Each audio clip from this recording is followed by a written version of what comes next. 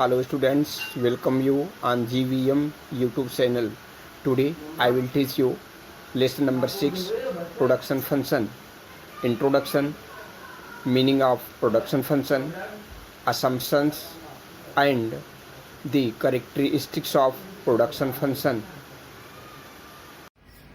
Lesson number 6, production function, उत्पादन फलन। जैसा कि पिछले अध्याय में मैंने आपको बतलाया कि वस्तुओं व सेवाओं की पूर्ति का संबंध कीमत से प्रत्यक्ष या सीधा संबंध होता है, अर्थात वस्तुओं व सेवाओं की कीमत के बढ़ने पर वस्तुओं व सेवाओं की पूर्ति बढ़ जाती है तथा ठीक उसी प्रकार से वस्तुओं व सेवाओं की कीमतों के कम होने पर उसकी पूर्ति कम हो जाती है। इसी संबंध में हम आपको उत्पादन फलन के परिचय के बारे में अध्ययन करेंगे। वस्तुओं व सेवाओं की पूर्ति उन वस्तुओं व सेवाओं के उत्पादन की मात्रा पर आश्रित होती है। वस्तुओं व सेवाओं के उत्पादन की मात्रा दो बातों पर निर्भर करती है।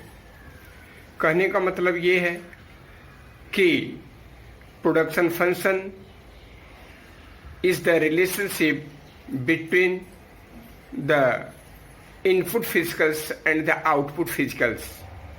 यह इनपुट परतों, आउटपुट्स, निर्गत के बीच के संबंध को स्पष्ट करता है।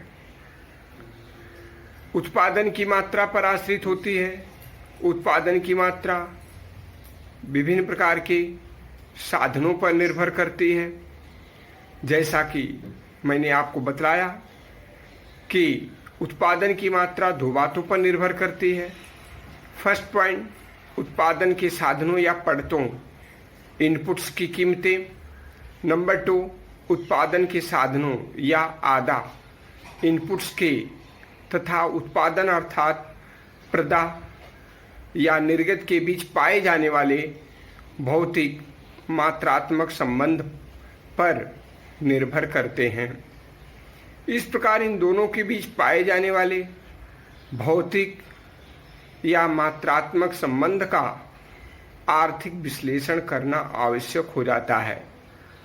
जैसे कि मांग फलन में वस्तुओं व सेवाओं की मांग व कीमत, पूर्ति फलन में वस्तुओं व सेवाओं की पूर्ति तथा कीमत, तथा उत्पादन फलन में उत्पादन तथा योगदान देने वाले विभिन्न प्रकार के साधन जैसे भूमि, पूंजी, श्रम, साहस तथा संगठन, जिसे हम L, K, N, T तथा E के रूप में बतलाते हैं। Labour, capital, natural resources, lands, T, technicals, A, management, प्रबंधन के बारे में बतलाता है। तो उत्पादन में सहयोग देने वाले उत्पादन के विभिन्न साधनों का प्रयोग करते हुए उत्पादन की मात्रा को बढ़ाया जाता है, जिससे इनपुट्स तथा आउटपुट्स के बीच होने वाले एक रिजल्ट के बारे में पता चलता है। फलन का अर्थ। Function is a technical term. यह एक तकनीकी विशेष शब्द है। सामान्यतः फलन के अर्थ का प्रयोग दो चरों के बीच पाया जाने वाला मात्रात्मक संबंध को व्यक्त करता है। यह स्वतंत्र व आश्रित चर के बीच पाया जाता है। जैसे हम कह सकते हैं कि y इक्वल फंक्शन x। इसका मतलब ये हुआ कि y is the function of x। y एक आश्रित चर है जबकि x जो है स्वतंत्र चर है। तो स्वतंत्र चर x के बीच पाया जाने वाला मात्रात्मक संबंध को प्रकट करता है। यह y जो कि एक आश्रित चर है, यह स्वतंत्र चर x से संबंधित है। x आपका जो है विभिन्न प्रकार के उत्पत्ति के साधन हो सकते हैं, जैसे भूमि है, पूंजी है, श्रम है, साहस है, संगठन है। इस तरीके से इन विभिन्न प्रकार के साधनों के प्रयोग से जो उत्पादन प्राप्त हो रहा है, हम उसे कहते हैं वह एक आश्रित चर है, y है। In the words of Alpha C Chiang के शब्दों में फलन स्वतंत्र व आश्रित चर के जोड़ों का एक समूह है, जिसकी विशेषता यह है कि फलन उनके बीच x का कोई एक मूल्य y के एक अद्वितीय मूल्य का निर्धारण करता है।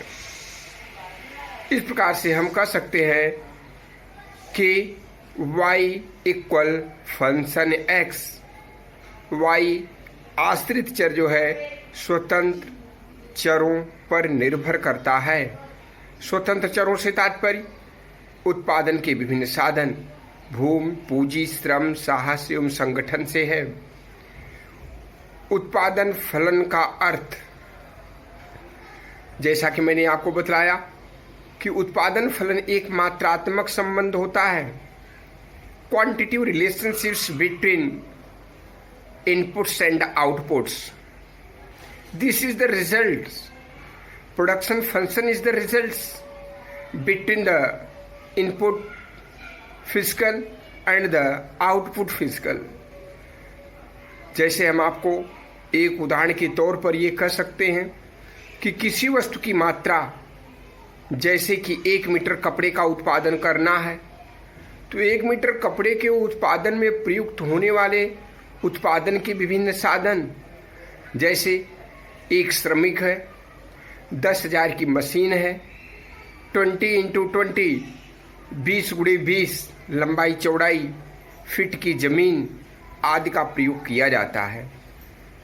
तब जो है 1 मीटर कपड़े का उत्पादन किया जा सकता है। या किसी भी वस्तु के उत्पादन करने के लिए जमीन की जरूरत पड़ती है, टेक्निकल मशीन की जरूरत पड़ती है, श्रम की जरूरत पड़ती है, प्रबंध, कुशल प्रबंध एवं साधनों की आवश्यकता पड़ती है। इस तरीके से किसी वस्तु का उत्पादन होता है। इसे हम एक फलन के सूत्र के रूप में लिख सकते हैं। Q अर्थात 1 मीटर कपड़े का उत्पादन equal function land LD labour, एक श्रमिक, जमीन भूमि 20x20 लंबाई चौड़ाई 20 फीट लंबाई तथा 20 फीट चौड़ाई, श्रमिक का प्रयोग, जमीन का प्रयोग, पूंजी का प्रयोग, प्रबंध एवं साहस का प्रयोग करके किसी भी वस्तु का उत्पादन किया जा सकता है। इसे ही हम उत्पादन फलन कहते हैं। उत्पादन फलन की परिभाषाएं। उत्पादन फलन की निम्न परिभाषाएं हैं। हेंडरसन एंड क्वांट के अनुसार उत्पादन फलन एक अभियांत्रिकी संकल्पना है। अभियांत्रिकी संकल्पना से तात्पर्य एक इंजीनियरिंग विचार है जो सोच समझ करके किसी वस्तु का उत्पादन किया जाता है, जो उत्पादन के साधनों की सहायता से उत्पादन के बीच विद्यमान तकनीकी व मात्रात्मक संबंध को समझाता है। उत्पादन फलन से तात्पर्य जो हम टेक्नोलॉजी का प्रयोग करते हैं और उसकी मदद से जो उत्पादन होता है इन दोनों के बीच के संबंध को समझाता है अर्थात दर्शाता है। डॉक्टर बलवंत कंदोई के अनुसार उत्पादन फलन का अर्थ, यदि एक फर्म द्वारा उत्पादित उत्पादन की मात्रा Q है, जब उत्पादन के साधन भूमि, पूंजी, श्रम, प्रबंध व तकनीक तथा साहस या उद्यमशीलता को उत्पादन में लगाया जाता है, तो उत्पादन फलन को हम इस प्रकार से कह सकते हैं, Y is the function of LD land, L labour, K capital, O organisation. तो कहने का तात्पर्य यह है कि उत्पादन फलन जो Q है, Y है, क्वांटिटी है, Y एक आश्रित चर है तथा स्वतंत्र चर भूमि, पूंजी, श्रम, साहस तथा संगठन के बीच आपसी संबंध से उत्पन्न उत्पादन के बारे में बतलाता है। इस प्रकार से एन ग्रेगोरी मेंक्यू के अनुसार उत्पादन के साधनों की मात्रा और उत्पादन की मात्रा के मध्य संबंध उत्पादन फलन कहलाता है। सबसे सरल परिभाषा मेंक्यू के अनुसार उत्पादन के साधनों की मात्रा से तात्पर्य है भूमि, पूंजी, श्रम, साहस तथा संगठन तथा जो उत्पादित की जा रही है वस्तुएं, उन दोनों के बीच के संबंध को प्रोडक्शन फंक्शन कहते हैं। इस प्रकार से हम कह सकते हैं कि production function is the relationship between the input, physical input and the physical output. हम इसे हिंदी में इस प्रकार से कह सकते हैं, उ बराबर फ इंटू श्र पु भू त सा, जिसका तात्पर्य यह है कि उ से उत्पादन, फ से फलन, श्र से श्रमिक, पु से पूंजी, भू से भूमि, त से तकनीकी या प्रबंध, सा से साहस। तो उत्पादन के जो साधन हैं, इन विभिन्न साधनों का प्रयोग करते हुए जो उत्पादन किया जाता है वही उत्पादन फलन कहलाता है। उत्पादन फलन की मान्यताएं वे दशाएं या शर्तें होती हैं जिन पर नियम या सिद्धांत निर्भर करते हैं। इन आवश्यक मूलभूत बातों का पूरा होना किसी नियम व सिद्धांत के वास्तव में खरा उतरने या पूर्णतः सत्य सिद्ध होने के लिए आवश्यक होता है। इसका तात्पर्य ये है कि कुछ ऐसी बातें होती हैं, कुछ ऐसे सिद्धांत या नियम होते हैं जिनका पालन करना आवश्यक होता है, तभी मान्यताएं पूरी होती हैं और इन नियमों, सिद्धांतों अथवा बातों के पूरा होने पर ही यह नियम सत्य सिद्ध होता है। उत्पादन फलन के लिए कुछ मान्यताएं निम्न प्रकार हैं। नंबर 1, एक निश्चित तकनीक होती है जो बाहर से दी हुई है। उत्पादन फलन के लिए उत्पादन के साधनों का होना बहुत ही आवश्यक है। जैसे टेक्निक, अगर कोई टेक्निक या टेक्नोलॉजी का प्रयोग किया जाता है तभी उत्पादन संभव है। नंबर 2, उत्पादन के साधनों की कीमतें जो बाहर से दी हुई हैं।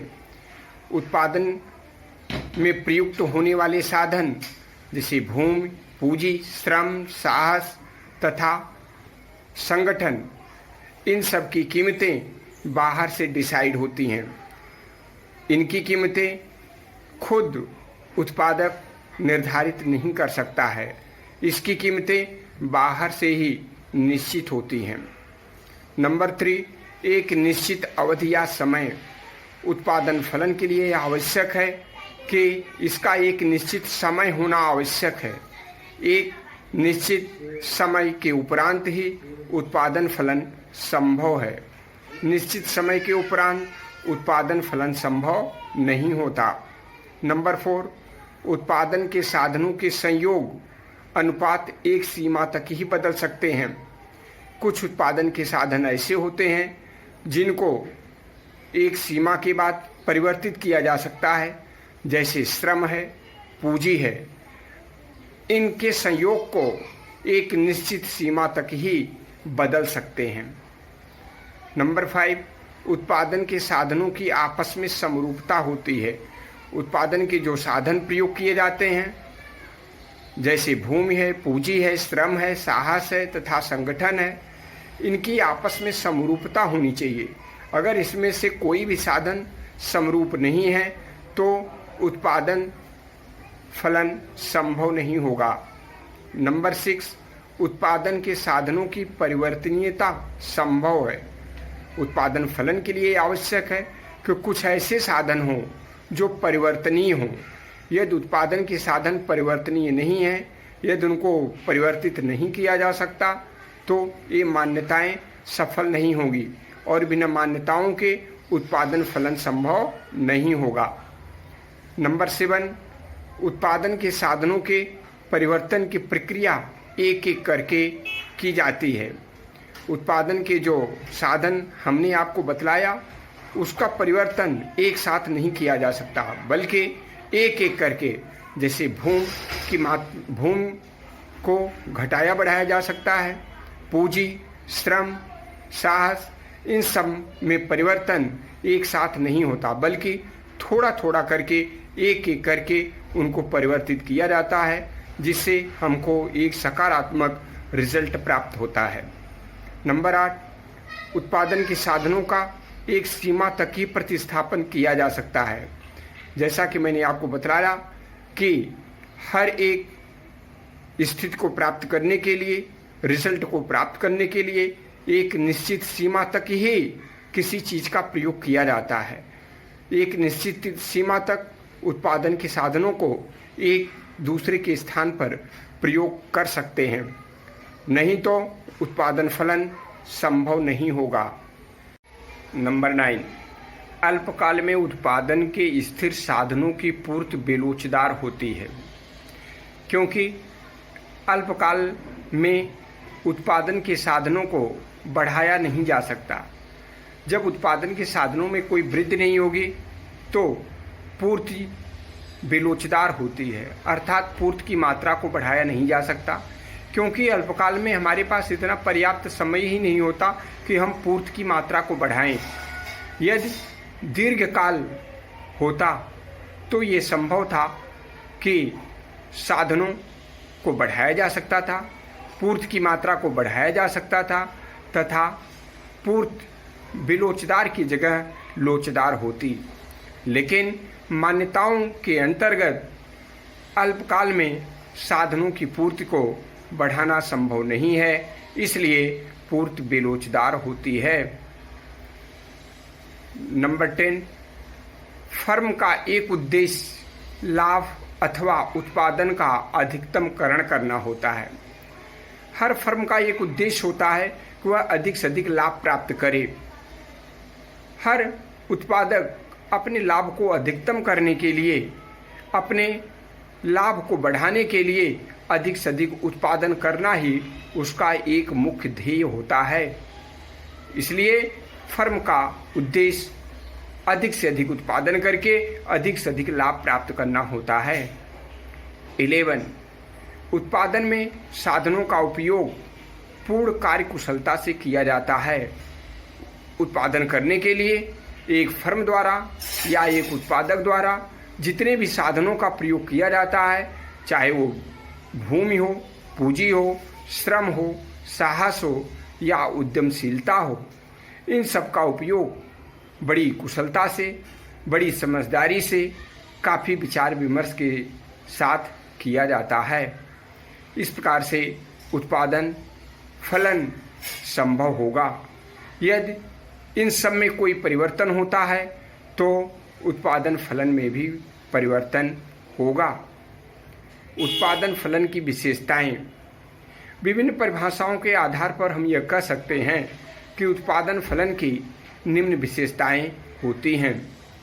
नंबर 1, उत्पादन फलन अभियांत्रिकी संकल्पना है, that is a engineering term. इसमें जो है इंजीनियरिंग अभियांत्रिकी विचार विमर्श के साथ उत्पादन संभव होता है। नंबर 2, उत्पादन फलन साधनों व उत्पादन के प्रवाह से संबंधित है। उत्पादन फलन उत्पादन में प्रयुक्त होने वाले साधन जैसे भूमि, पूंजी, श्रम, साहस व संगठन तथा इनके संयोग से जो उत्पादन होता है उसके प्रवाह से इनका संबंध होता है। इसलिए मैंने आपको एक फार्मूला बतलाया था, Q अर्थात Y is the function of X। X means lands, labour, capital, enterprises. Number 3, यह साधनों द्वारा रूपांतरित उत्पादन के संबंध को व्यक्त करता है। साधनों द्वारा रूपांतरित उत्पादन के संबंध को साधन जो प्रयुक्त किए जाते हैं और जो उत्पादन होता है उनके बीच के एक संबंध को व्यक्त करता है। जैसा कि मैंने आपको बतलाया कि it is the relationship between the physical input and the output physical. तो इनके आंतरिक और बाह्य भौतिक मात्राओं के बीच संबंध होता है। नंबर 4, उत्पादन फलन साधनों व उन साधनों द्वारा उत्पादित उत्पादन की भौतिक मात्रा को बतलाता है। किसी भी वस्तु का यदि उत्पादन करना है तो उसमें प्रयुक्त होने वाले साधन और उत्पादित होने वाली जो मात्रा है उनके बीच के संबंध को प्रकट करता है। जैसा कि यदि उत्पादन के साधनों का अधिक प्रयोग किया जाएगा तो अधिक उत्पादन होगा, कम प्रयोग किया जाएगा तो कम होगा। इसलिए इन दोनों के बीच का संबंध एक दूसरे पर निर्भर करता है। नंबर 5, उत्पादन फलन का संबंध एक निश्चित समय की अवधि से होता है। इसमें एक निश्चित समय निर्धारित है। निश्चित समय के पश्चात उत्पादन फलन संभव नहीं होता। इसलिए उत्पादन फलन एक निश्चित समय 1 माह, 2 माह, 3 माह, 4 माह तक के लिए निर्धारित होता है। उसके पश्चात इसका कोई निश्चित समय नहीं होता और कोई निश्चित रिजल्ट भी नहीं होता है। नंबर 6, जैसा कि मैंने आपको बतलाया कि उत्पादन के साधनों का एक दूसरे से प्रतिस्थापन अर्थात एक दूसरे के स्थान पर प्रयोग किया जा सकता है, तो इसके लिए श्रम की एक इकाई का दूसरी इकाई से व पूंजी का एक दूसरी पूंजी से प्रतिस्थापन किया जा सकता है। नंबर 7, उत्पादन फलन एक निश्चित दी हुई तकनीक से संबंधित होता है। उत्पादन फलन का संबंध एक टेक्निक से इसका संबंध होता है कि उत्पादन के साधनों का प्रयोग करने के लिए जिस टेक्नोलॉजी का प्रयोग करते हैं उससे उत्पादन फलन संबंधित होता है। अर्थात उत्पादन उस पर निर्भर करता है कि टेक्नोलॉजी सुपर है या नहीं। नंबर 8, उत्पादन फलन के द्वारा केवल साधनों और उत्पादन की भौतिक मात्रा को सम्मिलित करते हैं किंतु उनकी कीमतों को सम्मिलित नहीं किया जाता। दोनों के बीच उत्पादन तथा साधनों के बीच जो संबंध होता है, जो उत्पादन होता है उसको सम्मिलित किया जाता है लेकिन कीमतों को सम्मिलित नहीं किया जाता। नंबर 9, अवधि के आधार पर उत्पादन फलन अल्पकालीन व दीर्घकालीन होता है। जैसा कि मैंने आपको बतलाया कि अल्पकाल में पूर्ति की मात्रा बेलोचदार तथा दीर्घकाल में पूर्ति की मात्रा लोचदार होती है, क्योंकि उत्पादन के साधनों को घटाया व बढ़ाया जा सकता है जबकि अल्पकाल में उत्पादन के साधनों को बढ़ाना संभव नहीं है, जिससे पूर्ति की मात्रा को बढ़ाया नहीं जा सकता। जबकि दीर्घकाल में उत्पादन के साधनों को बढ़ा करके अधिक से अधिक मात्रा में उत्पादन किया जा सकता है तथा कोई भी फर्म अधिक से अधिक लाभ कमा सकती है। उपर्युक्त विशेषताओं के आधार पर हम यह कह सकते हैं कि उत्पादन फलन को समझने के लिए समय, अल्पकालीन व दीर्घकालीन को समझना अधिक आवश्यक है। प्रतिस्थापन के साधनों को समझना अधिक आवश्यक है, जो कि एक दूसरे के स्थान पर प्रतिस्थापित की जा सकती हैं। टेक्नोलॉजी, पूंजी आदि के बारे में समझना अधिक आवश्यक होता है।